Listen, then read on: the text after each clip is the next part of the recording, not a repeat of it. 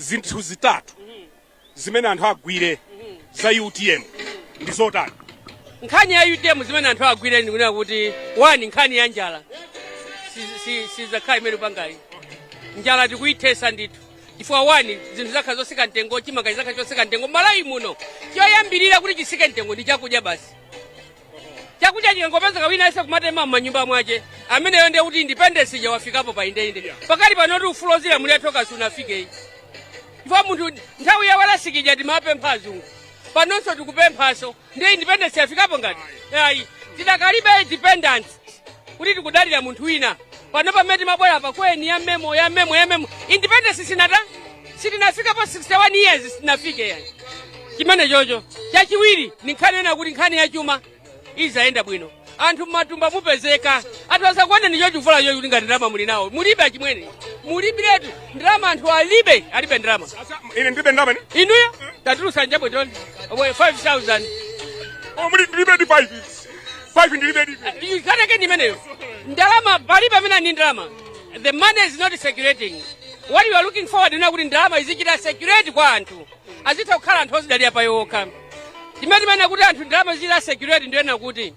wani tikapereka kuti mamega farm amene ali manifesto life osati mamega farm ang'ono yayi kama mega farm ang'ono alipo ena ang'ono mega farm yakasi ang'ono inde zimene ndikuzani ne mamega farm ang'ono koma nkhani mega farm ndiye imeja tikachita introduce anthu ambiri alembedwa ntchito akalembedwa ntchito azilandira ndalama imene atalembedwa ntchito kumalandira ija azikagulira chakudya alipira mwana aje ku sukulu komanso amanga nyumba yache komanso akhala ndi chovala ndiye kuti ndalama izichita chani izichita security.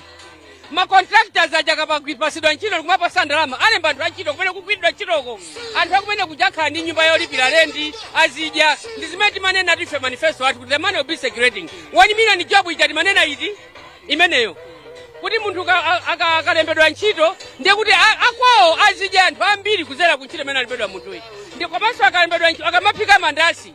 uyuyo waphika mandasi alembanso ntchito anthu ambiri kuti azigulitsa mandasi aja ndiye ndalama izikhala kuti bwino komanso nkhani ya chumayo tiziona kuti kodi chuma imene kuti chiyende bwino tipange bwanji kodi tizi import and export ikhala yotani and my investors akhale ati osati ma investor ngonena kuti awa ni ma investor koma kubwera kuno magulisa mandanda iyayi kugulisa mandanda ma investor amati kwa fresh siati kumagulisa mandanda mazira 500 tufuna investors. So when we look into the investors tioneso import and export tioneso consumption anthu akulima chokuti adye komanso achite export ndiye kuti ndalama izitani izichita security komanso nkhani ya corruption ikatemene ndiye kuti chuma chikhala chokhazikika. Tikuthokozeni kwambiri Mayi Kaliati pa 16 September pano mboma nkhani yake ndimeneyo bendera petu achimwene kodi ine ndimadeweza ine ndimalowa yokupha simalowa yokupha ineyo kumene ndimalowera ineyo amalawi kumene kumalowera kweni mangoza kuti boma lili kuti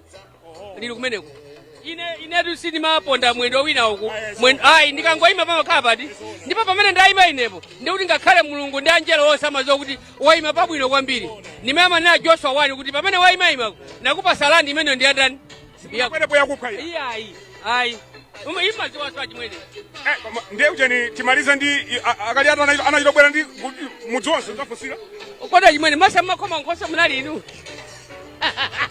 ndikuthokozeni kwambiri Mayi Kaliati. Thank you very much. Amenewo ndi